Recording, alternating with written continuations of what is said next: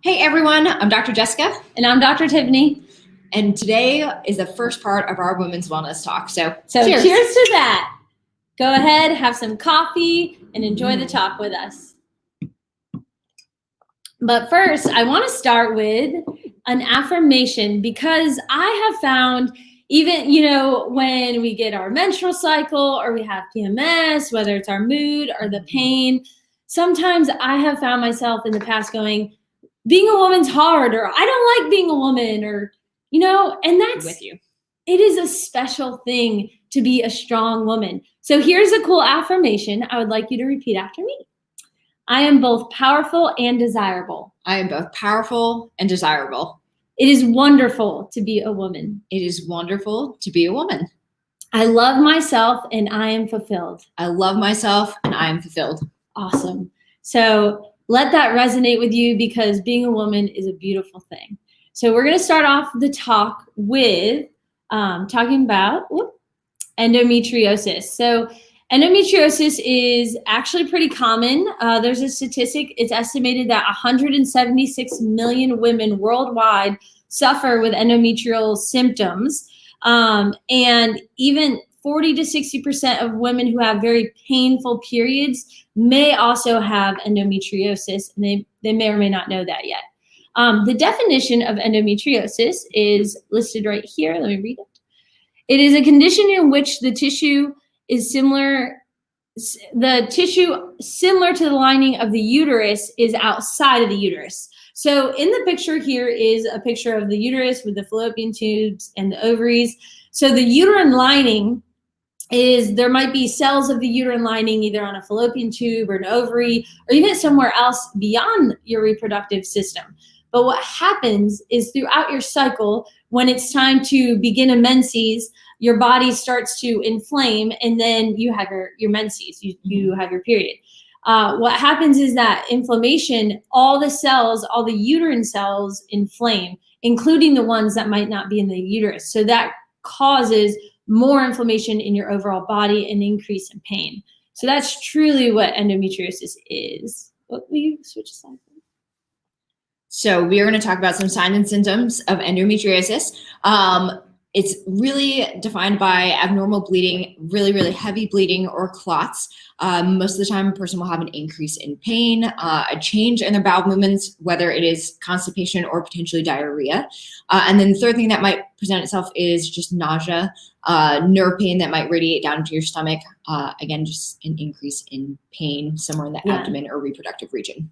Yeah, and the symptoms can vary person to person or even in severity. So these are just some helpful hints, tips that can help with endometriosis. Definitely, if you think you might have endometriosis, seek out your doctor, ask questions, get blood work, test your hormones, which we'll talk about here in a little bit. But there's things you can start off with at home just to help with the symptoms of the severity of it. So first one is magnesium-rich foods, because magnesium can help decrease muscle tension. And when you have your period, your uterus is really squeezing and really compressed like a muscle is. It's a smooth muscle. So eating some pumpkin seeds, sunflower seeds, black beans are rich in magnesium, avocados, almonds, chard spinach, those are all great sources. You can even supplement with magnesium in the evening when you know you're going to get your period as well. Iron-rich foods are also going to be helpful for you just because endometriosis, you typically have some excessive bleeding, so we need to replenish your iron stores. So iron-rich foods are things like beef, steak, liver, organ meats, which are not quite my favorite, but they are really good for you in terms of iron. Egg yolks, prunes, artichokes, leafy greens. Just try adding more of these into your diet, but more specifically when you are actually on your cycle. Correct. So we're going to talk about balancing your hormones. So sometimes hormones are the issue. We're going to go through what a normal hormonal cycle is. Normal cycles vary from 28 to 34 days. So that's a normal menstrual cycle. And in the chart that you're looking at, we'll make it a little bigger here. If I can do that, there we go. So the red part is where you would have your period, and menstruating. So from the first day you get your period, that is the first day of your cycle. And then that is also the whole part, that whole first part until you ovulate is called your follicular phase. This is the phase where estrogen starts to come up, and then it's at its highest before ovulation. If you're looking at the chart, estrogen is the blue line, okay? As soon as you ovulate, estrogen goes down, and then right after ovulation, you go into a luteal phase. And in the luteal phase, that's where progesterone is produced by your ovaries. It peaks and then it drops right before your period. This is preparing your body for either having the period, or it's preparing your body for a pregnancy. When the egg is not fertilized and you don't get a pregnancy, then you go into the secretory phase, to where it secretes your period in the lining, and you do it again each month. So that's a normal cycle. We'll go back. So where things go wrong is when our hormones get imbalanced, and that can happen through many ways. So when our hormones get imbalanced, that's through a lifetime of having some exposure to toxicity. Mm-hmm. Toxicity can be through makeup, personal care products, aluminum in our antiperspirant deodorants. It can be from thermal receipts you get from the store, plastics. So we're going to go through those things and what to switch. But the problem comes when your estrogen goes high, but then it doesn't drop. Yep. Another huge one is oral contraceptives, because they're hormonal based. A lot of IUDs are, a lot of just, so it's raising up your estrogen and it keeps it high. And estrogen and progesterone, as you see in the cycle here, they're a teeter-totter. So when estrogen's high, progesterone's low, and then they switch. The problem is when estrogen stays high, it ultimately turns off progesterone. Not turns it off, it just really secretes it. And if estrogen stays high for so long, it actually will start to convert to excess testosterone. That's where you get excess hair growth. That's also where we sweating and things like that. Even hair loss on our head. So we don't want that. And that's when it goes too long. The best way to know if you become estrogen dominant is by getting your blood work done. So ask your OB, ask your doctor if they will run a full hormone panel. And what that includes is your estrogen, your progesterone, and your testosterone. And you can see where your levels are at. You do need to know where you are in your cycle when you get your blood work drawn, like what phase you are, what day of your cycle. So that is how you know. We can move on. So when she was talking about how estrogen dominance occurs, we're going to run through all these things like she had mentioned. But I wanted to mention the biggest hormone disruptor. These things are called xenoestrogens. Mm-hmm. They are fake estrogens that mimic the estrogen receptor in your body. So when an estrogen tries to go to the cell, it mimics it and it takes that place. It blocks it essentially, like she's saying. And then you have excess estrogen built up in your body, and that estrogen has nowhere to go if your body doesn't eliminate it. So then it gets stored in your fat cells, and estrogen just higher and higher over time. So we'll want to begin to remove a lot of these things. Foods is going to be a really big one. Processed foods, packaged foods, I guess, have a lot of bad oils in them. Sprinkles. And these are the donuts. These are things that actually like disrupt our hormones and can throw off our estrogen levels. So you'll really want to start eliminating these things. So canola oil, canola oil is like rapeseed oil, like vegetable oils in general, just get rid of those, actually replace them with healthier oils. So cooking, for example, you'll want to use a coconut oil because it is a high heat oil. And then olive oil, I wouldn't necessarily recommend cooking in it unless you're going to cook at a lower level. Just make sure that you are using it more like salad dressing, something like that.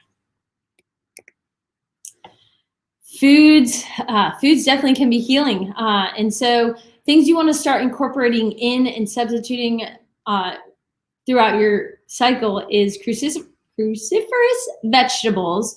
Broccoli is a number one staple that should be part of your diet. It helps reduce the risk of breast cancer. It is a cruciferous vegetable. It will help balance your hormones, and it's also high in fiber to help with your digestive system. So you want to start with broccoli if you can. Cauliflower, kale, Brussels sprouts, collard greens. These are a bok choy is another good one. These will all support the estrogen receptors and try to prevent estrogen dominance. Fiber is our next one. It's really good because it helps with bowel movements, and that's how we're going to eliminate or get rid of the excessive estrogen. So plenty of fiber. It's about 35 grams of fiber per day. Again, actually, vegetables will include fiber, but you also have like flax seeds and chia seeds that will be more fibrous as well to help those bowel movements. Water. Water is so important. And I know we've heard this, we know this, but truly sticking to it. If there's one thing you could start that you learned from this talk and you're not doing it, I would say start with water. Try your best to drink half your body weight in ounces a day. Water also helps flush out excess estrogen when you're actively detoxing estrogen out of your body. We will go through an estrogen detox here in a little bit. But just helping flush out, helping your liver, it's a good thing. Every cell in your body needs water. Probiotic rich foods. So yogurt is going to be really good for you. Again, all of it is about digestive health as well, because this is where we can actually start to also with fiber and the probiotic rich foods. Fiber helps bind to the excessive estrogen in the body. It takes it to the liver, and then it allows the body to eliminate it. So that's why fiber is good. And same with probiotics. They're also going to be in the gut to help move out the bowel, which is where the excessive estrogen is going to be eliminated. Excreted. Yep. So now we're getting to these good switches where we want to get rid of the excess estrogen. So it can come from non-stick or Teflon cookware. That's actually bad for you, especially you've heard if you nick it. So you want to slowly stop using that and switch over your pans to more of stainless steel, or start using a cast iron. I love my cast iron. That would be great to use when you are on your period for the iron. And there are certain ways you should oil it and clean it, but you definitely want to start switching over cookware. And if you're using a microwave, which again, you slowly want to stop using a microwave. I don't actually own a microwave or have one in my house. But if you do use a microwave, don't microwave plastic. So you're going to want to start using glass storage containers. And if you do microwave in a glass container rather than a plastic container. When you heat up that plastic, it actually seeps into your food, and that creates parabens, and those are going to be another estrogen mimicker, and they're going to boost up your estrogen in your body. Other things to be aware of is BPA, which again is in plastic bottles. The aluminum, like foil that you're cooking on, but also aluminum in your antiperspirants or deodorants. So you want to make sure you look out for that when you're looking at ingredients. And then even at household cleaning products, there's a lot of household cleaners that are bad for your health, but bad for your hormone health as well. So let's look at these swaps because, here we go. The Teflon nonstick cookware, we talked about stainless steel. Using glass water bottles and using glass storage containers, all of these things in the long haul are not only going to be good for your hormonal health, but just overall health as well. And it's just not for you, but everyone else in your family as well will benefit from making these simple swaps. So we're not saying to do it all at once. Just make sure that you're slowly but surely switching things over. Mm-hmm. So I'm going to mention aluminum just because Dr. J just mentioned it. But when it comes to aluminum, the aluminum is the part that makes a deodorant the antiperspirant. So if you want to try and avoid buying antiperspirant deodorant and just getting deodorant, it's a great idea. There was a study that showed when they found breast cancer in one woman, who had a mastectomy, they found that it was near the armpit, and she was using antiperspirant aluminum-filled deodorant. So I would just not use that anymore. Other things that create high estrogen are going to be oral contraceptives, birth control. The problem comes into when we use these over the years, 10, 15 years. A lot of times you'll use it for the birth control, or it will be recommended to even young girls for the pain and the severity of their menses. The problem is your body actually thinks that you're pregnant. So what it does is it stops the brain from signaling the ovaries to release an egg through stopping FSH and LH, your luteinizing hormones, and FSH is follicular stimulating hormones. It stops them from activating and talking to your ovaries to where they don't actually produce an egg. But the problem is you're training your body not to rise up in progesterone. You're training it to think that it's pregnant for so long, and then it almost gets like lazy. Those hormones don't get produced for so long. So that's when, if you stop the birth control and then you're at a childbearing age and you want to start to have make a family, it's harder to get pregnant because you want to switch your body so quickly. It takes months or a year once you come off of birth control. So some ideas for you guys for natural replacement options, if you're trying to get off of birth control or anything like that, is the copper IUD. It's a healthier version. No hormones. Yeah. No. Yeah. I was like, instead of hormones in your body, the natural family planning methods or fertility awareness. You can track your period with apps these days. So doing that and just making sure that you're using protection if you're not trying to have a kid at this point. And then personal care products. We do want to mention that because let's be honest, like we use a ton of makeup or personal care products, but a lot of it does have bad things in it. So we just need to be aware, again, parabens, aluminum, xenoestrogens, all these things create estrogen mimickers in our body, and that's sort of fat cells, and it's just overall no good. It creates that estrogen dominant effect. I mean, we talked about deodorant, but like personal care products, we're looking at our lotions, our shampoo, our conditioner. There's words you can't even pronounce on those things. So the many ingredients. Things. Makeups will have metals in them. We're going to give a shout out to a few switches that we like. Some makeups we like. Our Beauty Counter, 100% pure. Yeah. These are things you do have to order. I don't think they can be found in stores at the moment.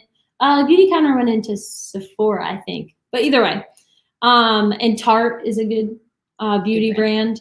And just being aware of looking at your lotions. One of the best apps we love, well, there's a couple, is the ewg.org. Yeah. You download that app on your phone. You can scan things in the store and it'll tell you if it's good or bad. And then there's also a Think Dirty app. It's Think Dirty. Download it. It does the same thing. It lets you know if the product's good or bad and why.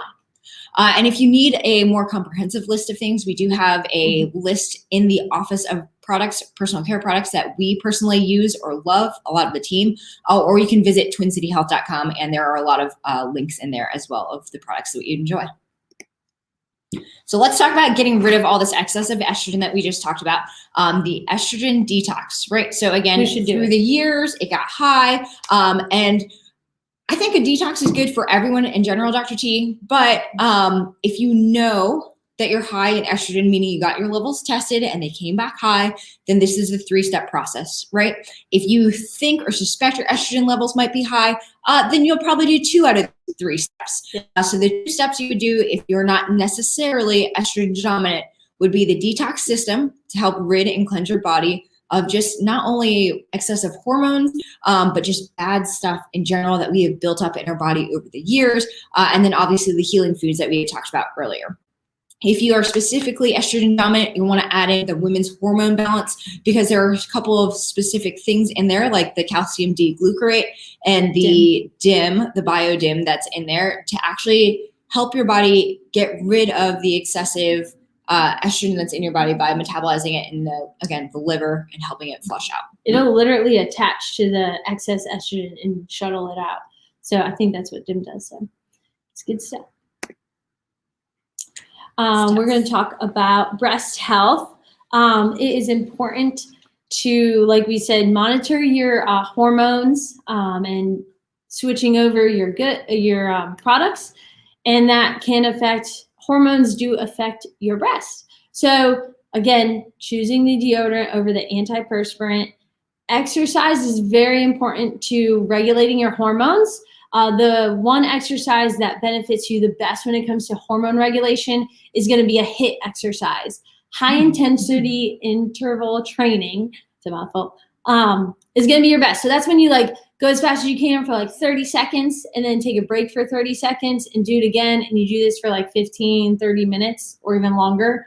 That starts metabolizing your fat. That's important because excess estrogen can be stored in your fat cells along with toxins. Yes. So when you do the HIIT workouts, you are burning fat up to 48 hours after you exercise. That's amazing.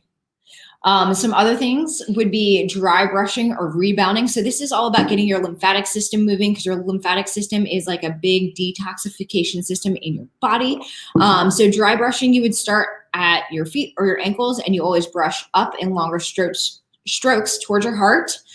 Yep. So long, and that's the brush that's on the screen there. You normally do a dry brush. It's also really good for exfoliating your skin.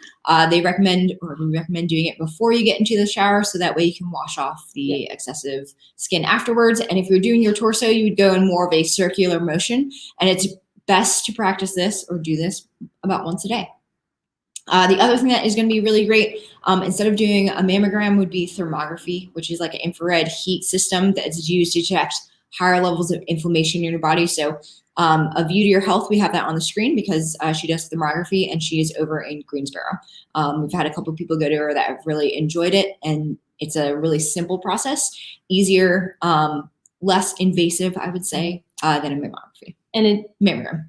Yes. It's a good option because it also doesn't radiate the breast, and the efficacy is better too. Speaking of breast health, so we wanted to show you this study, a study done from the University of California. Between the colon cancer and breast cancer is about 500,000 of these cases could be prevented worldwide just by increasing the intake of your vitamin D. Right? Vitamin D is the sunlight hormone. Okay. So getting, I guess we're getting into spring now. So maybe we're a little bit more showing a little more skin. The problem is that we spend so much time indoors, no matter the time of the year. Mm-hmm. So a lot of people are very low in vitamin D. Again, something in order to know your levels, you would test through blood work to know exactly what they are. You want your range of vitamin D, and this is universal for any lab, to be between 70 and 100. That's where you want to be to avoid a lot of hormonal cancers, like ovarian cancer, breast cancer, a lot of women hormone cancers. Some other doctors will say, hey, you're at 30, you're good, but if you're at 29, you're low. So why not be at the top end of the threshold? If you get sick, it helps with immunity. So knowing that you're healthier, living at 70 to 100.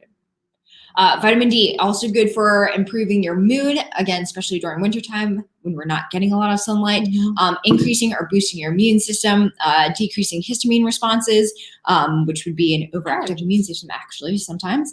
And so we all know that vitamin D is great for us. Trying to get outside in the sunlight would be best, but if you can't do that, taking a supplement is second best. Dr. J, can we get vitamin D in our food? You can get it through actually mushrooms is a really big way to get it, but also dairy products. You're going to get some vitamin D as well. Some supplements that are going to help with hormone production and hormone regulation. The first one is going to be omega-3s. Omega-3s are helpful in decreasing menstrual cramping because an omega-3 is overall decreasing inflammation. So again, around the time of your period, you're more inflamed. Even if you notice like you might have some fluid retention as well, omega-3 is going to help with that. And there have been studies that have been done with omega-3s that show that it decreases the use of ibuprofen because of the decrease of inflammation.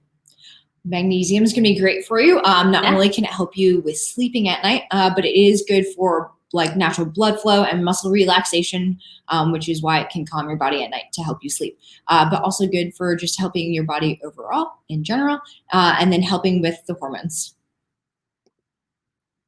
Speaking of sleep, sleep is one of the most restorative times for your body. A good night's rest is just so imperative to restoration of your mind and your body. Your every other system in your body slows down at night.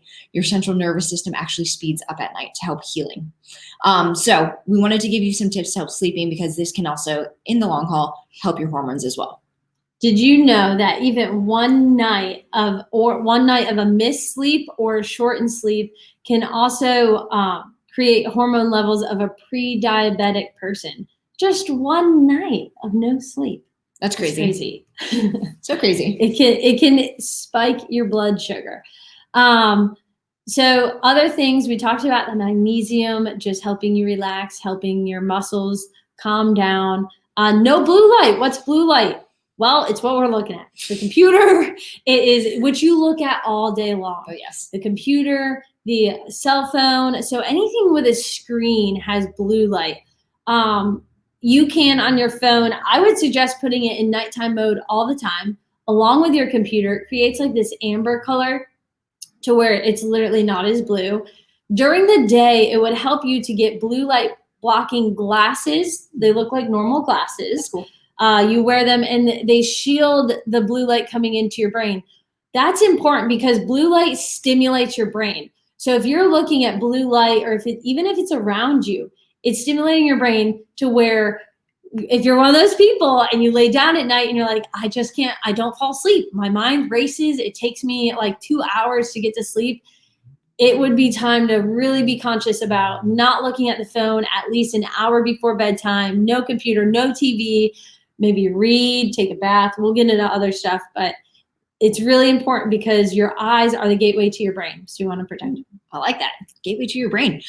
Okay, so the next thing that I put up there was creating a rhythm or a routine. So this is actually very important. Just like you create a routine for your kids to go to bed at a certain time every single night, you also want to train yourself to go to bed at the same time every single night. You would go along with the natural circadian rhythm, so sunrise, sunset. Mm-hmm. And creating that routine just helps your body know when it's time to wind down and actually get ready for bed. So they even say going to bed at the same time, even on weekends. So not staying up super late on, Saturday night and partying. No that parties. Sort of thing. Maybe parties, but not before midnight. How's that? Before midnight. Yeah, so just going to bed at the same time every single night will help balance your hormones and get your body into a better routine. Of course.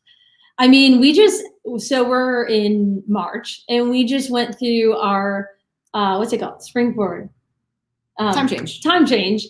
And I've talked to some patients and some people, and you don't realize what an hour lack of sleep will do.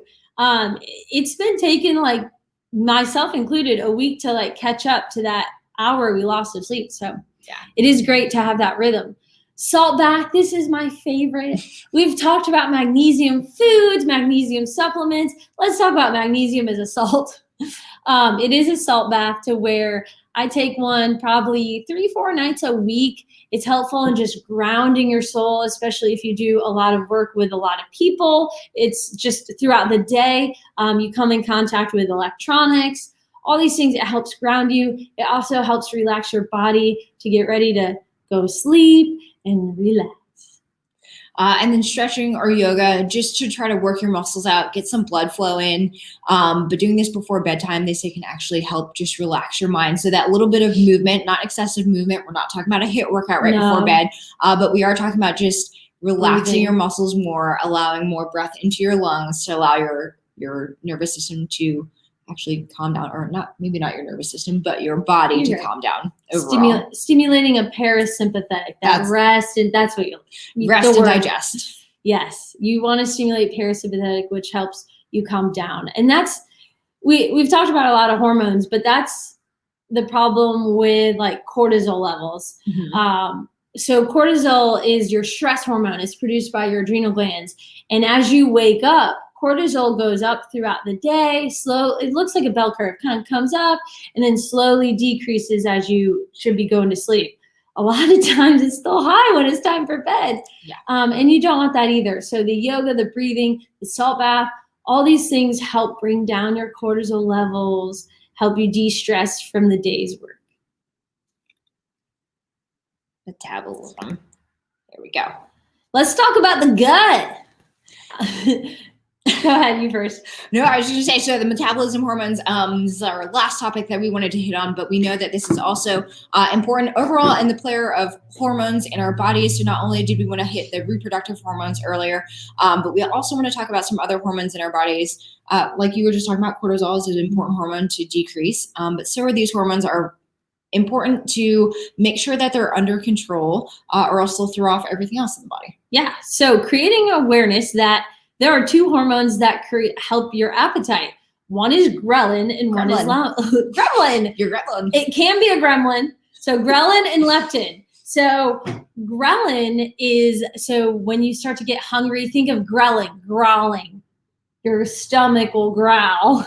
When ghrelin turns on, your brain or your stomach's letting your brain know I'm hungry. It increases your appetite to let you know to eat. Then there's leptin, which is the brakes to your digestive system. So that is actually made by your fat cells, leptin is, and it tells your body when you're full and tells you stop eating. The problem comes in is when when leptin doesn't kick on, you keep eating. So things that can actually turn off leptin are MSG in your foods. Have you ever sat on the couch and ate like a whole bag of chips and you reach for another one and it's all gone? Oh, gone. I probably have done that too. But the problem is because your leptin actually doesn't turn on to say, stop eating, I'm full. So we want to talk to you guys, leptin resistance. Okay, so leptin resistance, again, she was talking about cravings. You're just having a lot of sugar cravings or carb cravings. And even after you eat, you still feel like you're craving food. Excessive weight gain or weight that you have like trouble losing. Belly fat, more like abdominal fat. Low energy levels, blood sugar imbalances. High triglycerides or high blood pressure. And then that feeling of stressed out a lot. So you're catching on to a theme here. Leptin resistance, high cholesterol, high cortisol. Yes, I was like, food is always a really good fix. So we're going to talk about a couple ways that you can help reset your leptin. The first thing is getting enough protein or fats in during the morning time, actually. So when you first get up, like Dr. G was talking about, those cortisol levels raise, and that's a normal and natural and a good healthy thing. But you also want to get in enough protein in the morning and enough healthy fats so that you feel satiated and full, so you're not overeating. Which brings me to my second rule of decreasing or totally eliminating snacking altogether. You need to give, I know I love snacks, but giving your body a break so that you're giving your hormones a break really, and your liver a break of breaking down your foods after each meal. I also have a slight intermittent fast in between your meals. That is true. Yeah. Because you're not going to eat for 3 to 4 hours between your meals. And then also on eating enough proteins and fats, just as a general rule of thumb, the size of your palm is going to be about the amount of protein that you'll want on your plate. So if you're not weighing or measuring food, you at least have an eyeball amount of protein. Thick palm. Big palm. And then the last way is, Dr. T had already mentioned it earlier, but HIIT training, those high intensity interval training workouts are actually going to be best for you to help reset your leptin. And it's because long-term cardio or extensive like hour-long workouts of like low steady state cardio, so running on the treadmill, maybe doing the elliptical at a lower state, just rises those cortisol levels and stresses out your body more so. And then again, in the long haul, it's actually throwing off your leptin levels. Yep. So what you want to do is go hard and heavy if you're lifting weights in your workouts. Getting a really intense workout in can actually help reset your leptin. Yeah, even for a shorter duration, say like 30 minutes instead of an hour. Oh, yeah. So we love that you joined us. We are having another one. We're going to talk about menopause next time. We're going to talk about osteoporosis, what high estrogen will do later on in life if it stays high. So in closing, we'd like to help answer any questions you may have. We're offering free 15-minute phone consults. All you have to do is type in the link and schedule your consult with our discovery call. Thanks for joining. We'll see y'all next week.